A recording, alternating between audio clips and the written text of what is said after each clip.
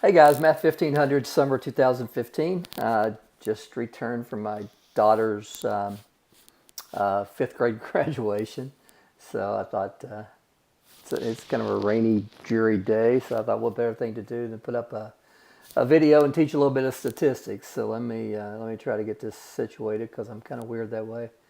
Uh, okay, let me tell you what I want to do today, or at least what I want to do in this video, is I want to kind of wrap up the statistically describing a data set. So what we're working with right here is there's some larger population, and use your imagination for that. If you want to think about something, let's just say it's ACT scores for all college students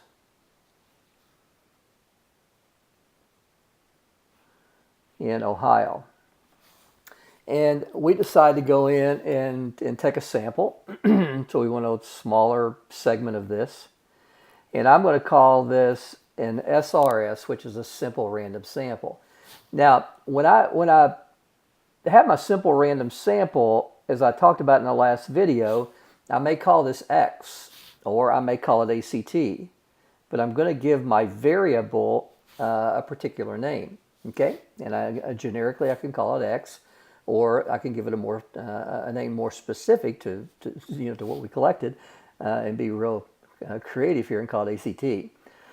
Well, first student got a 24, the next one got an 18, the next one got a 27, and so on and so forth. So we end up with a lot of ACT scores that we select, as a simple random sample from a larger population. Well, the very first thing we would want to do in statistics is to look at this, all these numbers, and statistically describe our sample. And statistically describe our sample is just a big old fancy way of just saying that we want to look at important characteristics. Okay. Now, in statistically describing our sample, we're going to want to accomplish a couple of things. The first thing we're going to want to do is we're going to want to make the appropriate numerical summaries. And as we saw in the previous video, the numerical summaries that we want to be able to make is we want to be able to make an appropriate center statement, and we want to be able to make an appropriate spread statement. The center statement gives us kind of a typical score. So something we may use as a center statement would be the mean. So if I find the mean or the average of these numbers, what I'm getting is I'm getting a typical score. I may get an ACT score as my mean that no one scored that particular value, but it's just kind of an average score. The spread gives me a level of consistency. How consistent are my data? How much variability is there in our data? The second thing that I'm going to want to do today, more specific to this video, is to introduce you to graphical summaries. And guys, graphical summaries, graphs and tables and charts and things like that are extremely important because they give us pictures of our data, and once we learn what these pictures tell us, we can look for important characteristics and patterns of our data. So that's something that's to be learned later, and it's my responsibility to teach that to you. There's two things I want to look at today. I want to teach you probably far more than you ever cared to know about a histogram. And I want to teach you far more than you ever cared to know about a box plot. Okay? So that's kind of what's on the agenda. And so in my feeling, at least, the best thing to do is let's start with some data. Now, I don't have any ACT scores, but what I do have is I have a data set that I've uploaded to Blackboard called body fat. So let me get out of here. Get out of this right here and minimize this. And so this data set that I have uploaded to I tell you what, let me bring this over just a little bit.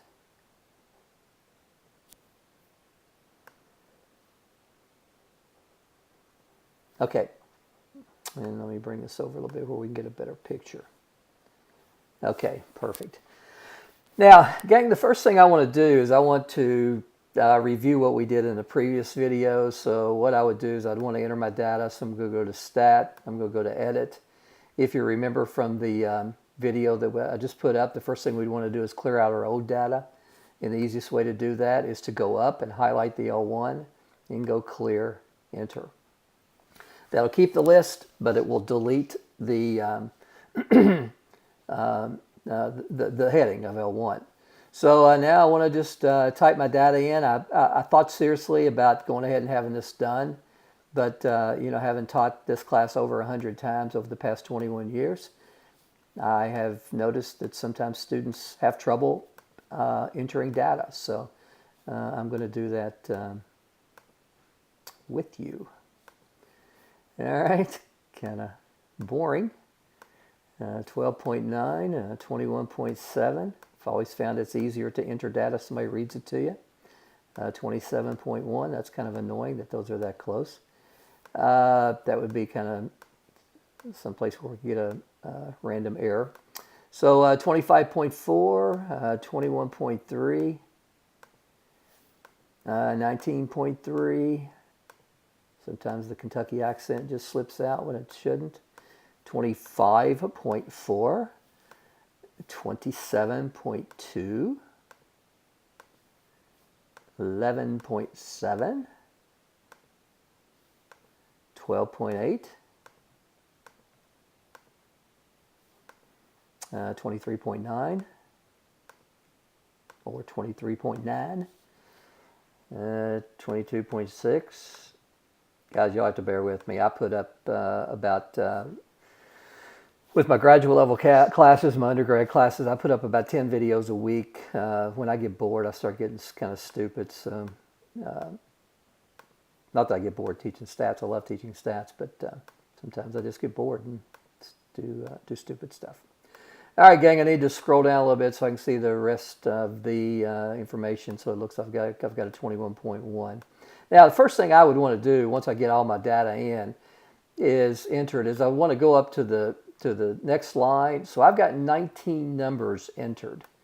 So I'm going to go into my Excel file and I'm going to go full screen here. You can tell I've got Mac, so if you don't have Mac. And I can see right now that I have 21, but my first one is for my heading. It's for so I've got some data missing somewhere. And actually, to be honest with you, I did that on purpose just to show you, keep you on your heels. Now, where is my, I should have 20 numbers and I don't.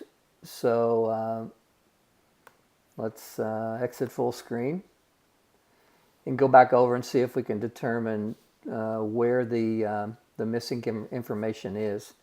So my last number is 21.1.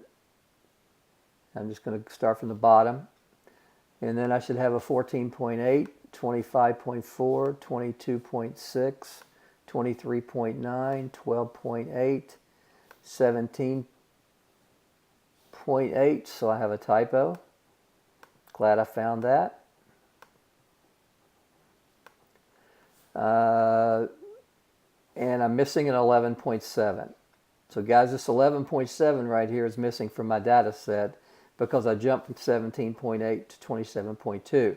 Now, I don't need to have the 11.7 necessarily in the same place that it is on the data set as it is in the Excel file. Shoot. I can add that anywhere. So I'm going to go down to the bottom and I'm going to add this 11.7 because the calculator is pretty smart. It can figure out that it doesn't matter where the 11.7 is put in. It's going to treat as a comprehensive data set. Now, for the time being, what I want to do with this Excel file is I'm going to do full screen, and then I'm going to put that up there and get it out of the way. Now, let's make this a little larger. So, guys, let's go back and talk about the things that we would like to be able to find and be able to interpret. So the measures of center that we talked about the other day are the mean, the median, and guys, I'm going to throw an extra one in on you today called the mode. And the mode is the number that occurs the most.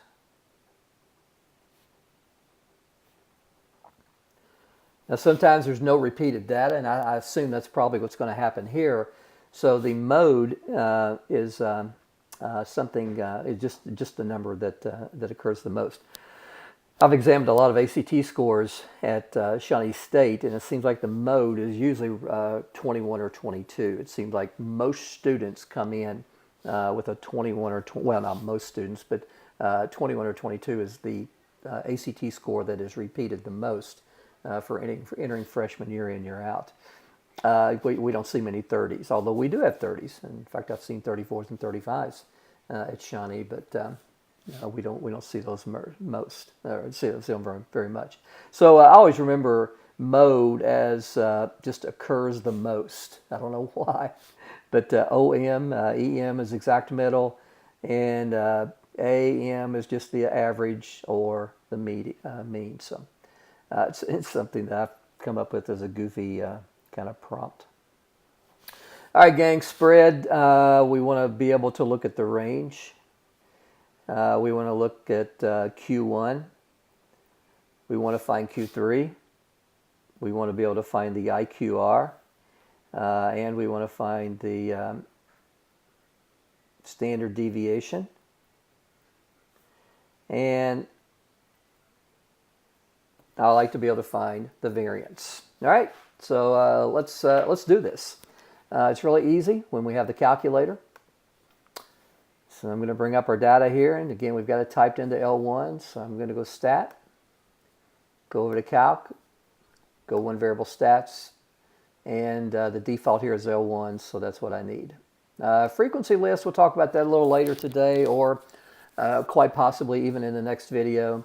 So I'm going to come down, hit Calculate, and go for it. So, gang, the mean here is 20.195. We're going to round that to two places. So, guys, this 19 will round to a 20 to give us 20.20. And I'm going to write that over here on my sheet of paper. I'll tell you what might kind of be semi-handy is for you to be able to see this as I'm writing. I don't know. You can keep me posted if that matters at all.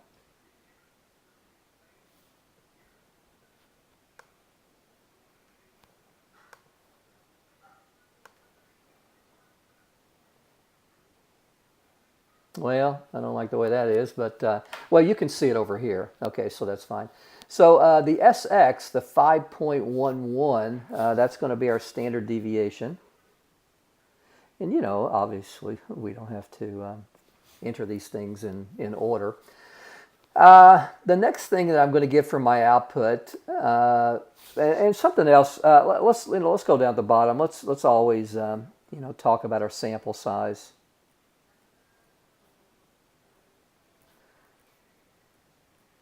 So our sample size is equal to 20, and of course we get that from here. So let's scroll on down, and we will get our other information. So it looks like Q1 is 16.30. Looks like Q3 is 24.65. I don't know much about body fat numbers.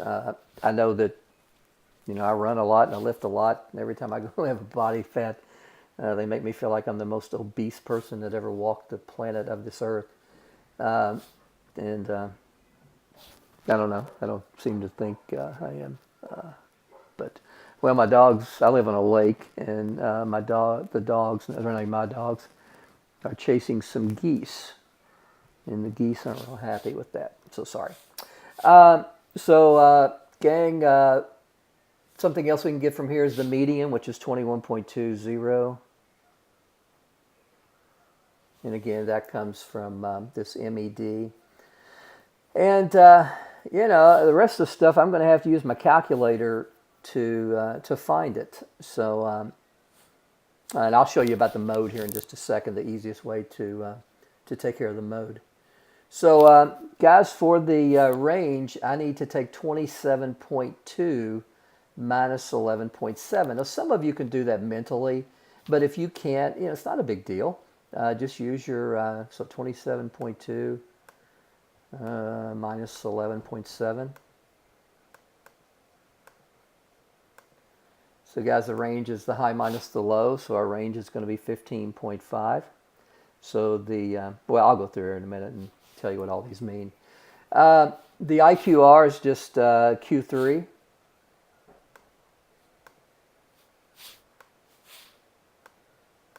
Minus Q1.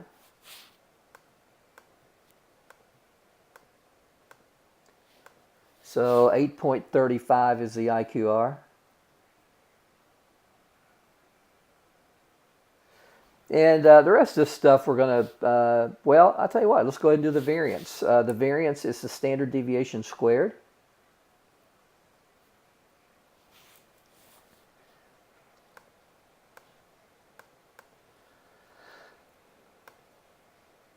So that's the way we do an exponent, okay? So the variance is 26.11. Now these are the sample variance and the sample standard deviation. We talked a little bit about the population before, and guys, let me just go ahead and show you. Your calculator gives you the population standard deviation.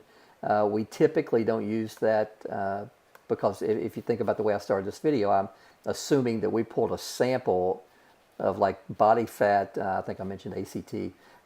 We're pulling a sample out. So we don't have a population, but if you did want the population standard deviation, this is this one right here that says sigma x. So it would be 4.98. The the population standard deviation is always less than the sample standard deviation because of the denominator. We divide by a bigger number. We divide by n instead of n minus 1, as I demonstrated in a previous video. So if we wanted the population variance, we would take 4.98 squared to get it. The population standard deviation is 4.98. The sample standard deviation is 5.11. That's the one we typically report because we're typically describing, statistically describing a sample. Okay, now the mode, a kind of a cool way to do this, when I go back here and just look at my data set, it's really hard to see if there's any repeated data. So let me get this down and let me make this larger where we can show some stuff. It's kind of hard for me to look down through here and see if there's any repeated data, but there's a function on your calculator that makes this kind of cool. If you go to Stat and go to Sort A, that's going to be sort ascending. So that's going to start from the lowest number to the highest number and put these things in order, so it's going to make it easier to examine if there's any repeated information. So I'm going to go sort A, and I want to sort my list L1. And then it'll say done. So now when we go back to our data set, S's are giving me a problem today. I can go down through here and see if there's any repeated data. And I thought there was, but there's not. Okay, let's go on and see if anything's repeated. Usually when we have information that's presented as decimals, we don't have repeated data. Okay, so there is a 25.4 is actually repeated 3 times.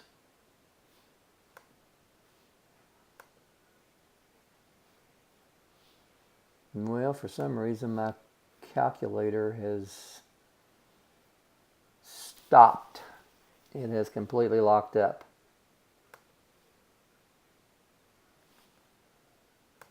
Don't know what's going on there. But we'll try to get that back. Okay. So guys, it looks like the mode is going to be 25.4 because it occurred 3 times. You guys, let me see if I can get this calculator unstuck.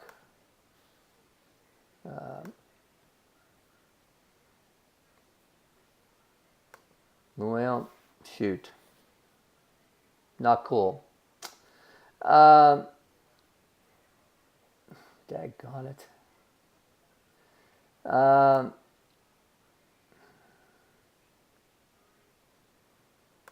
Let's see if we can save a calculator file. I really don't want to type this stuff in again, but I also don't want to crash my computer.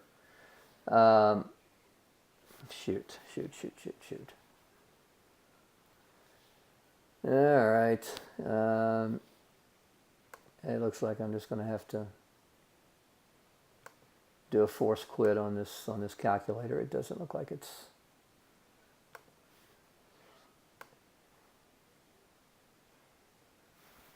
Doesn't look like it's wanting to respond. Well, we'll go back. I'll have to go back in and type the data back in. But let's do that in just a second. Okay. All right, gang. We found our information here, and let's as a review from what we talked about in the previous video. Let's go through and talk about each one of these. What does this 20.20 tell us? Well, that's just the arithmetic average. The median, 21.20. Remember, when we talk about location in a data set, we typically define that as the percentage below. I don't know why statisticians are obsessed with percent below, because a percent above is just as valid, but we talk about percent below. So what we would say here is approximately 50% of the body fat measurements are at or below 21.20. The mode of 25.4 is the value that occurs the most. I think my calculator locked up and I didn't get to go ahead and look at the bottom, but I think that's true, and I'm going to assume it is. The range is 15.50. That's the difference in the highest body fat score and the lowest body fat score. Q1 is 16.30. We would say approximately 25% of our body fat scores are at or below 16.30. Q3, approximately 75% of our body fat scores are at or below 24.65. Guys, this is the kind of stuff that I expect you to put in your video notebook. Video notebook is kind of my way of saying, if you show up for class, watch the videos, I'm going to give you some extra points. That's what that essentially stands for, or what what its purpose is. IQR is 8.35. This tells you that the range of the middle 50% of our data, the range of the middle 50% of our body fat scores is 8.35. Standard deviation. What I want you to know here, this is a measure of spread centered around the mean. Centered around the mean. Guys, quartiles are a measure of spread centered around the median. Standard deviation and variance are measures of spread centered around the mean. So we'll talk about that more here in probably about the next minute.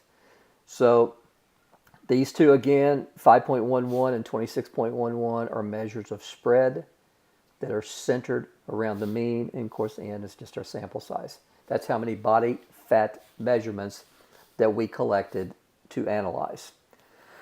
Okay, so one thing I want you to take away from this is we have measures of center and we have measures of spread. Okay? When we report or focus on the mean as a measure of center, the standard deviation is going to be the corresponding measure of spread that we will focus on. If we focus on the median as the measure of center, then quartiles, Q1, Q3, and or the IQR are going to be the measures of spread that we're going to focus on. Now, question should be, when do we refer to the mean or the median? Which one, because, guys, I don't want any confusion here. If I were going to let's say I had these body fat scores and I was working with a doctoral student or master's thesis or even an undergrad student, and we were going to summarize these body fat scores. We'd report all this. I'd report the mean, the median, the quartiles, the standard deviation, sample size, and some skewness and kurtosis and different things you won't learn in this class. But if I'm really trying to determine the best measure of center, is the best measure of center the mean? If so, the standard deviation is the best measure of spread. Or is the best measure of center the median? If so, the best measure of spread are the quartiles or the IQR. Well,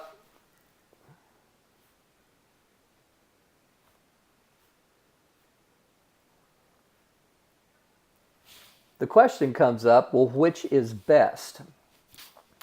And what we do here to make this determination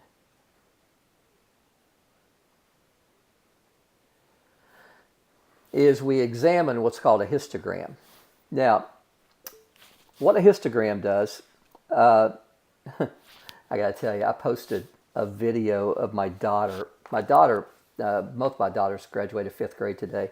I don't know whether I've told you guys this in a previous video or not, but my wife and I adopted 2 little girls from China.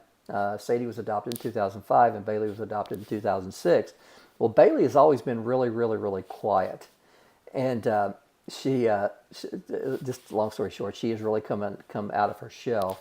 I'll tell you what, I'll just show you a treat. All right, let's see if I can bring this up. So I posted a video of her on Facebook. Hopefully nothing comes up that'll get me in trouble. So watch this. I don't know whether you'll be able to hear it or not.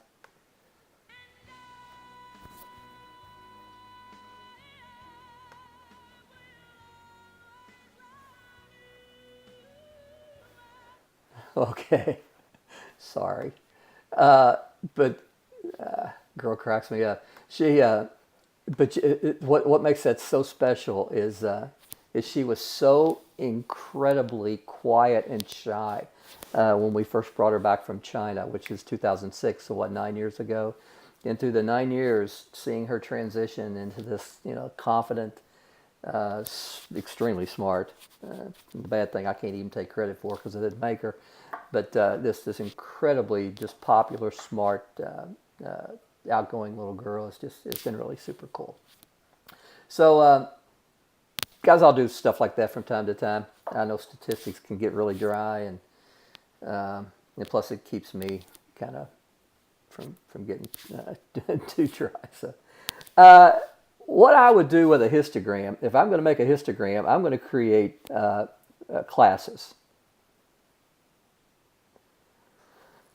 And guys, I would never, ever, ever create a histogram by hand. I would use the calculator or R, which I'm going to show you how to do. But I just want to kind of run through this with you to give you an indication of how these things are created. So when you see a picture of them with your calculator, you'll have some kind of clue what's really going on here.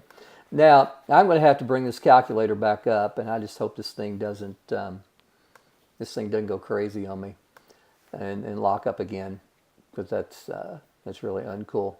And if it does, I'll just start using the other calculator. Now, more than likely, I've lost my values, so I bet you anything I did. Darn it, darn it, darn it. Okay, shoot. All right. Well, that's just the way it goes, I guess. There's not much I can do about that. Let me get these over here and just do some typing. Okay, darn it. All right, so 11.9. 22.8. You guys will probably want to fast forward this. Sorry. 18.7, 20.1, 12.9, 21.7, 27.1. 25.4, 21.3, 19.3, 25.4,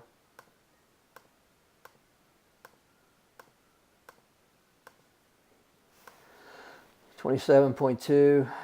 This is boring. Don't like this. Have no choice. You love it when your professor talks to himself. 12.8.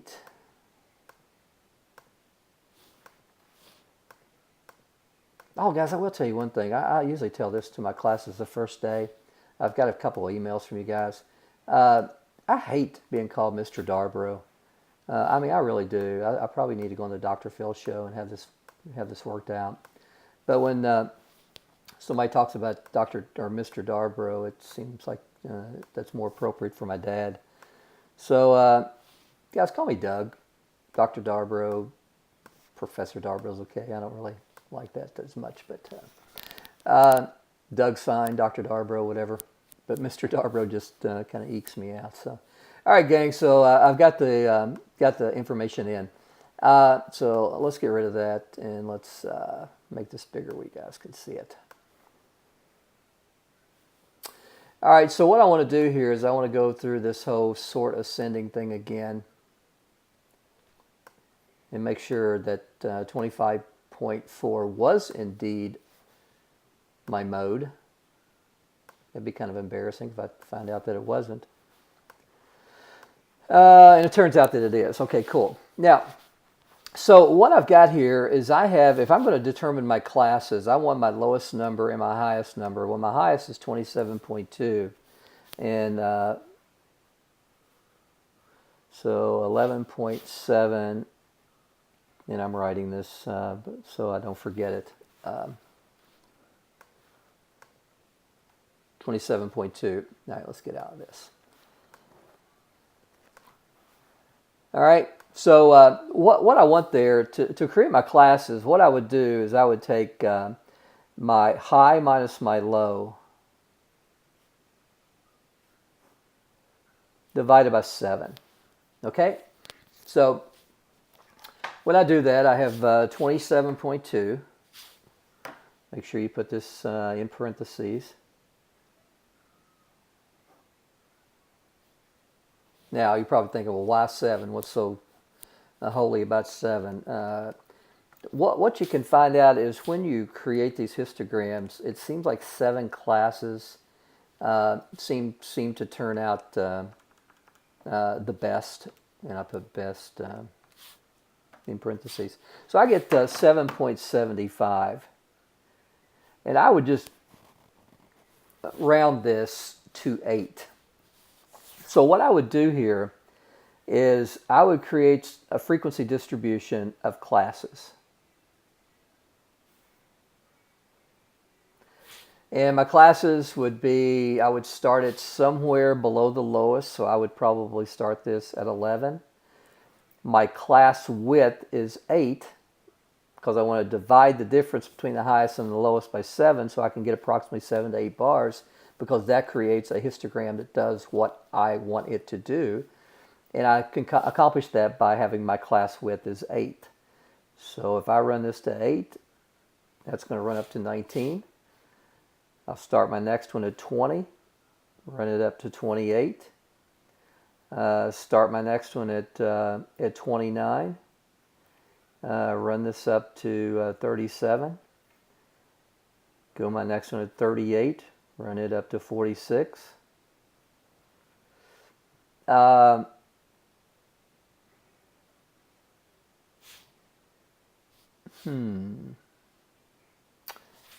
I don't like the way this is going. You just got to see what I did. You guys are probably sitting there screaming at me. It's not working out right. Why did you change the 7 to a 2? Well, I had a bozo moment. Sorry about that. First mistake I've ever made, and it was captured on screen. So if we divide by 7, we get 2.2, like we should. Okay, I would probably just round this to a 2. Guys, I'm just illustrating this. I would never, ever, ever do a frequency distribution by hand. So guys, let's do this the correct way now. After we divide this, well, not we, me.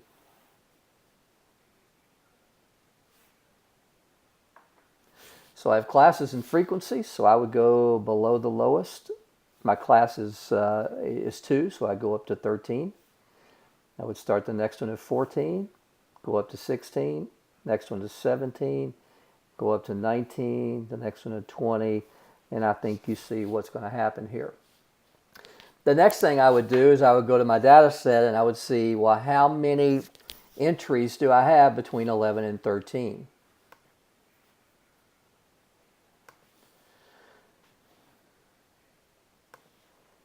And it looks like between 11 and 13 I have 4. So I'm going to write a 4 there. Between 14 and 16 it looks like I have 1. Between 17 and 19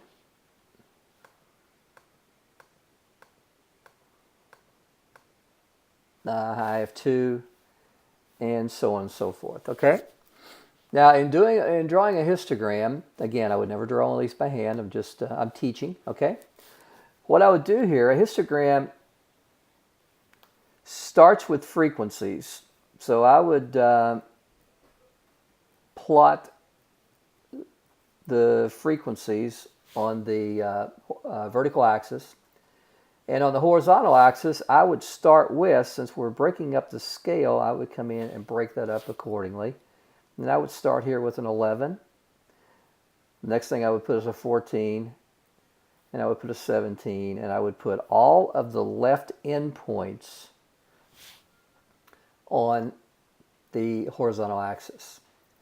So between 11 and up to 14, I would bring the height of the bar up to a 4. Again, I would never do one of these by hand because I'm not neat enough. Come up by 1, and this one will come up by 2. Now, go ahead and continue that, and what you would do is you would have a histogram.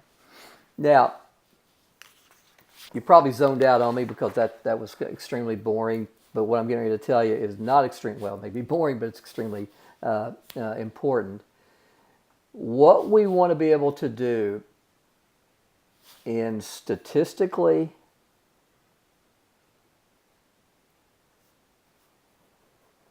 describing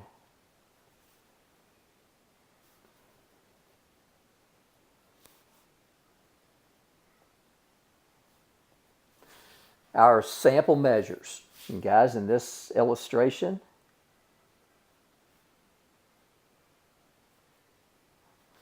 this is for our body fat measurements, okay?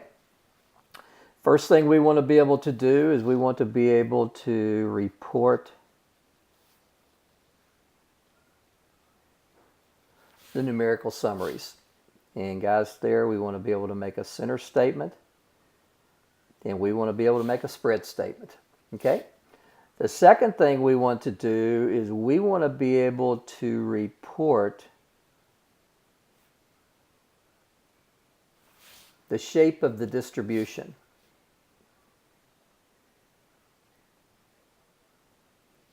This comes from a histogram.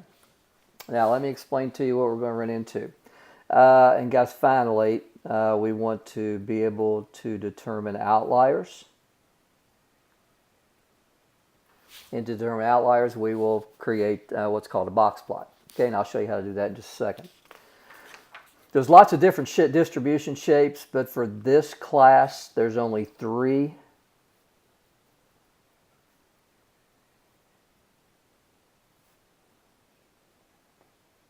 Distribution shapes that I'm going to hold you accountable for.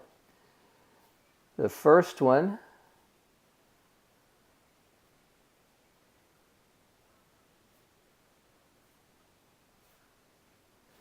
is something that looks like this. We will call this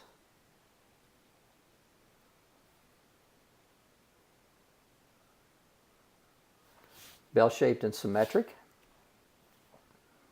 Now, you might be saying, Doug, Dr. Darbro, whatever, just not Mr. Darbro, right? You might say, well, this is not really bell-shaped because it's not, but it's kind of. And it's not really symmetric, and I'll tell you, well, it's not, but it's sort of approximately bell-shaped and symmetric. We're not taking this literally yet. Now, here in a couple of weeks, we're going to take it literally when we get into a distribution called a normal distribution that describes a population.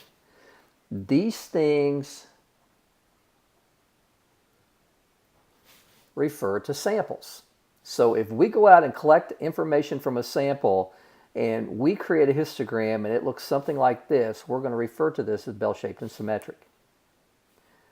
Sometimes we run into histograms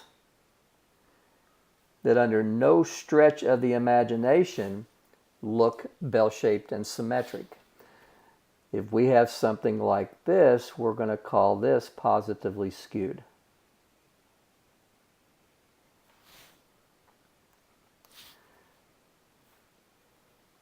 Another distribution shape that we run into in this class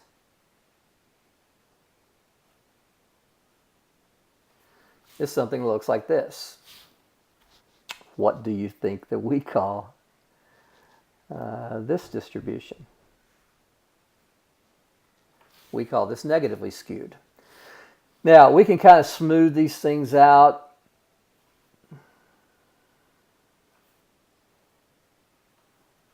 To give us distribution shape, sometimes we just see the smoothed out curve, and it's going to happen a lot, especially here within the next couple of weeks.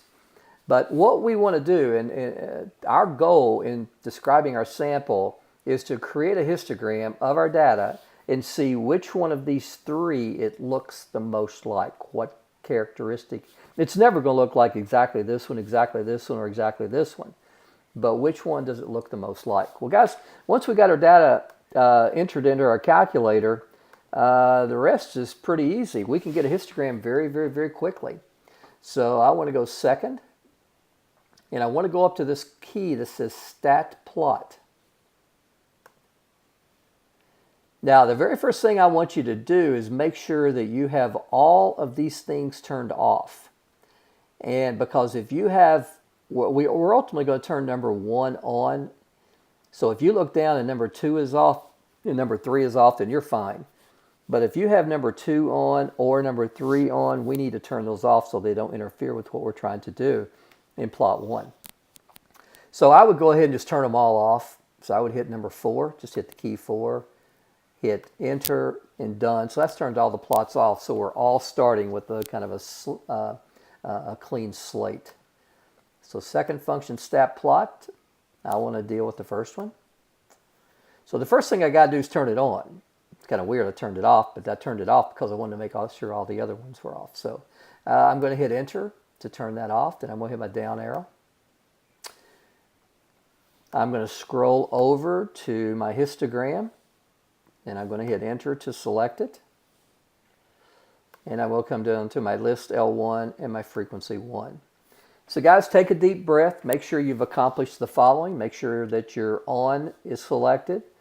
Make sure your histogram is selected. Make sure L1 has been selected, and make sure your frequency is equal to 1.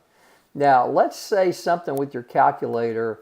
Let's say you have an L2 there, and you come down to L2 and you try to change it to a 1 and it gives you a Y. That can be really, really, really frustrating. For some reason, when it gets down to here, if this is anything other than 1, it will lock the alpha. So you have to unlock the alpha by hitting the alpha key and then hit the 1 to create a 1 there. Now guys, if you got anything wrong, if you don't have it turned on, if you don't have the histogram, if L1 isn't there, and if 1 isn't there, it's not going to work its way out. You're going to get an error, and it's going to be frustrating. And in a sense, you deserve the frustration because you didn't follow directions. On, histogram, L1, 1. If you got all that set, life is going to be good. Now, what happens right now is your calculator, if I can go back to this, your calculator already has this histogram drawn. But right now, it is looking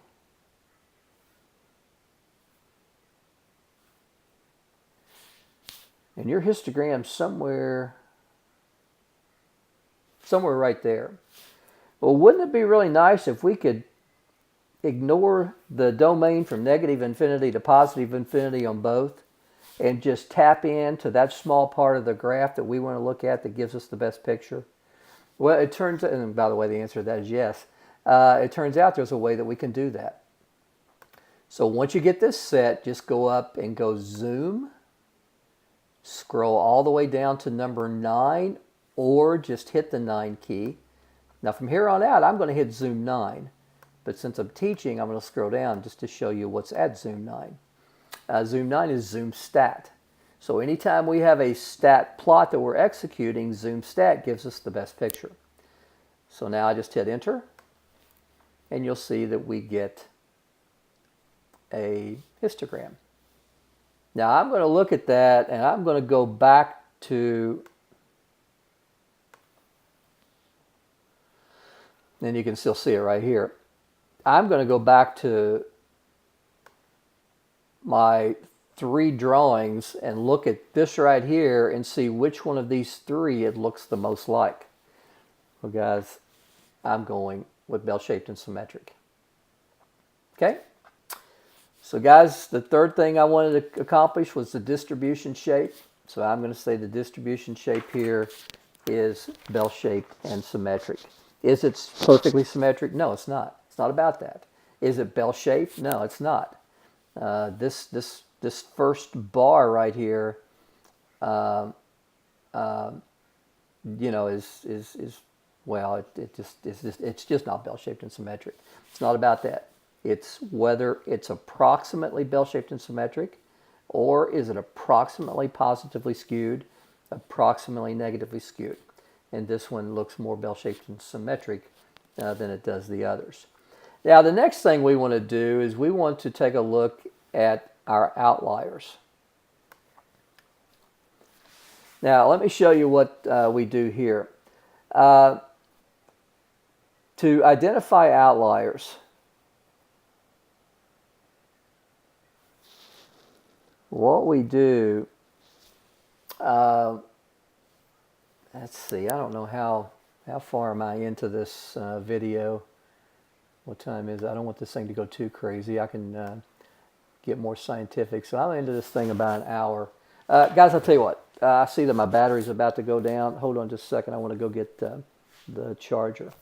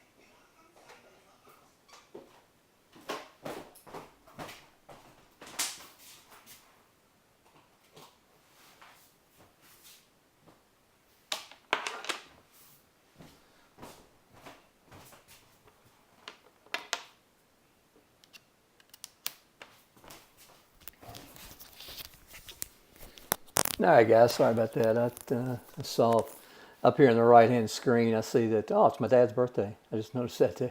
Up here in the screen, I only had 5%, so I didn't want my computer to crash on us. Guys, outliers, you know, I'm into this thing almost an hour. I'm going to go ahead and just show you how to find these, and we'll worry about defining them later. I'll do that in the next video. Well, guys, outliers are determined by box plots. So, if there are actually 2 types of box plots, and these things come from the 5-number summary. So they include the numbers, the min value, Q1, the median, Q3, and the max value. They don't, standard deviation and the mean aren't involved in creating a 5-number summary. I'm sorry, in creating a box plot. The sole purpose of a box plot: identify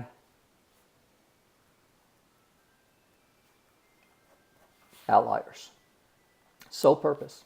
They give us a picture. They're going to tell us more than just outliers, but the sole purpose in this class of creating a box plot is to identify outliers. It turns out these things are really easy to create with your calculator. You go up to the same stat plot. We've got 2 and 3 turned off now, or at least we should. Make sure it's turned on. Now, if you come down, you're going to see that, I'm going to circle it with my mouse, you have 2 box plots. You have the one right here with these dots. This is a box plot with outliers. And right here you've got a box plot without dots. This is a box plot without outliers. So guys, we're always going to want the one with outliers. So I'm going to go there and I'm going to select it. I'm going to come down to L1. Frequency is 1, and the mark at the bottom is how your outlier will be displayed if there are outliers. Okay? So again, I'm going to go zoom 9. And I look at this box plot, and there are no dots. So I would say we have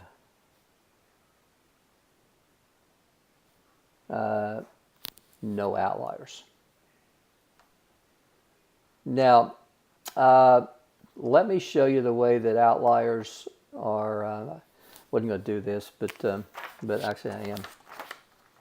Let me show you the way that outliers are actually determined and identified. If you take, if you look at the, you've got your data arranged from low to high. And we come in and we define the median. Well, we can do something called an upper fence.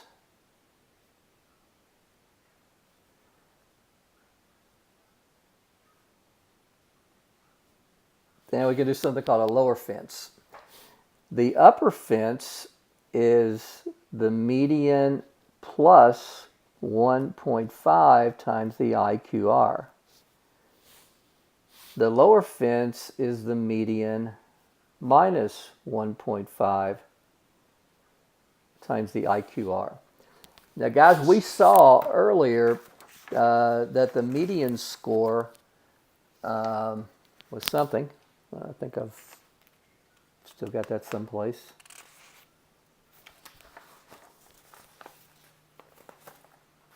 No, I wrote that down. Okay, here we go. The median is equal to 21.20. And our lowest score was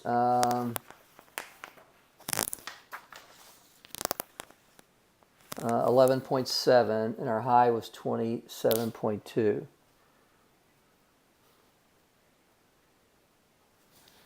Okay, now to determine if we have any outliers, we're going to create what I call these fences.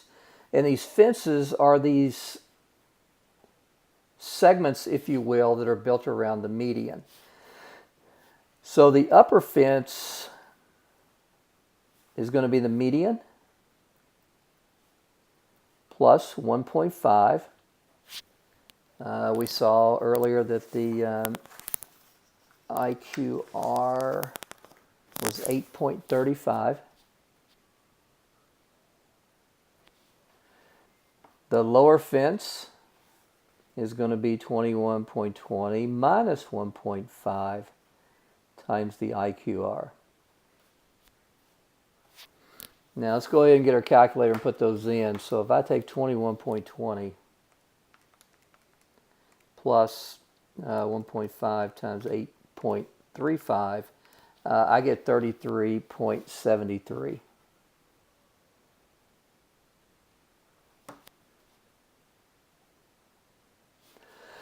My lower fence is 8.68.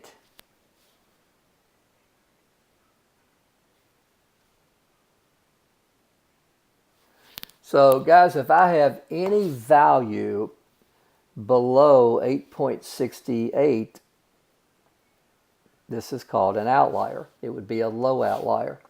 If I have any value above 33.73,